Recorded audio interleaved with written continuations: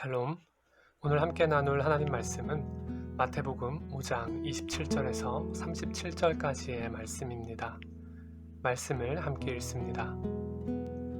간음하지 말라는 옛사람들의 말을 너희가 들었다. 그러나 나는 너희에게 말한다. 여자를 음란한 눈으로 바라보는 사람은 누구든지 이미 마음으로 간음한 것이다. 네 오른쪽 눈이 너를 죄짓게 하거든 그 눈을 뽑아 내버려라. 온몸이 지옥에 던져지는 것보다 몸의 한 부분을 잃는 것이 더 낫다. 네 오른손이 너를 죄짓게 하거든 그 손을 잘라 내버려라. 온몸이 지옥에 던져지는 것보다 몸의 한 부분을 잃는 것이 더 낫다. 아내와 이혼하는 사람은 이혼 증서를 주어야 한다는 말이 있다. 그러나 나는 너희에게 말한다. 음행한 경우를 제외하고 아내와 이혼하면 그 아내를 간음하게 만드는 것이다. 또 누구든지 이혼한 여자와 결혼하는 사람도 간음하는 것이다. 또 옛사람들에게 네가 한 맹세를 어기지 말고 주께 한 맹세는 꼭 지켜야 한다는 말도 너희가 들었다. 그러나 나는 너희에게 말한다. 아예 맹세를 하지 말라. 하늘을 두고 맹세하지 말라.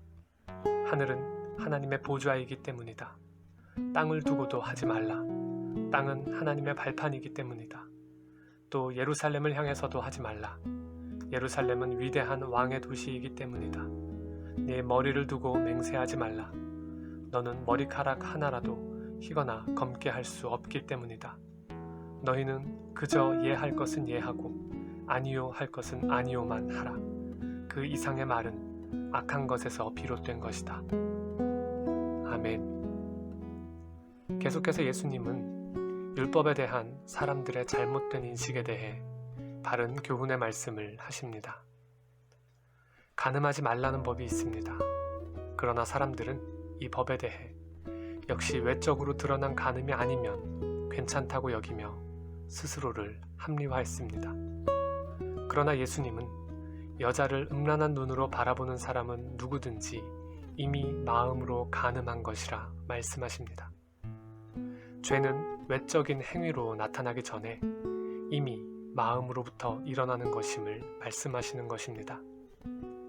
그러므로 우리는 죄에 대하여 보는 것의 죄악은 눈을 뽑아 내버려야 하는 정도까지, 손으로 하는 것의 죄악은 손을 잘라 내버려야 하는 정도로까지 민감하고 심각하게 대할 수 있어야 합니다. 이혼에 대한 법이 있습니다. 모세는 무분별한 이혼으로부터 당사자를 보호하기 위해 이혼 증서를 써주고 보낼 것을 말했습니다. 그런데 사람들은 이혼 증서를 자신의 욕심을 더하기 위해 아내를 버리는 수단으로 악용했습니다. 예수님은 이에 대해 음행한 경우를 제외하고는 이혼하지 말 것을 말씀하십니다.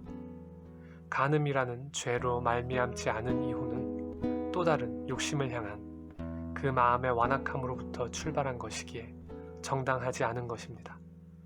결국에는 그 욕심으로 말미암은 또 다른 죄의 열매들을 맺을 수밖에 없기 때문입니다. 맹세에 대한 법이 있습니다. 이는 본래 하나님 앞에서 하나님의 이름으로 거짓 맹세하여 하나님의 이름을 욕되게 하지 말 것을 명령하신 것입니다. 그런데 사람들은 이 법을 두고 하나님의 이름만 사용하지 않는다면 실제 맹세를 지키든 안 지키든 상관없이 자신이 필요하면 얼마든지 맹세할 수 있다고 여겼습니다.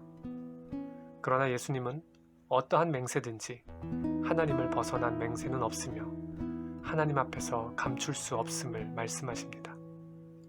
자신의 필요와 욕심을 따라 사람들의 신뢰를 얻기 위해 맹세를 남발할 것이 아니라 예 할 일에는 예로, 아니요 할 일에는 아니요로 그저 진실한 말 한마디면 충분하다고 교훈하십니다.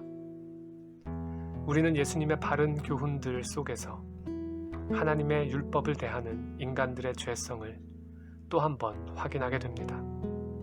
누구라도 얼마든지 그 마음의 완악함을 따라 하나님의 율법을 악용하고 오용할 수 있다는 사실입니다.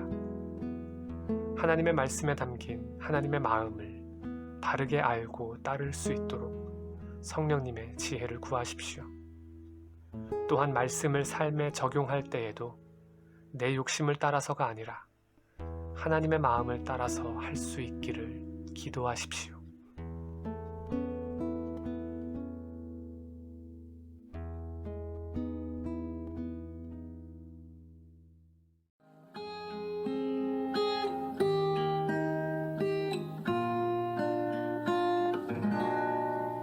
Your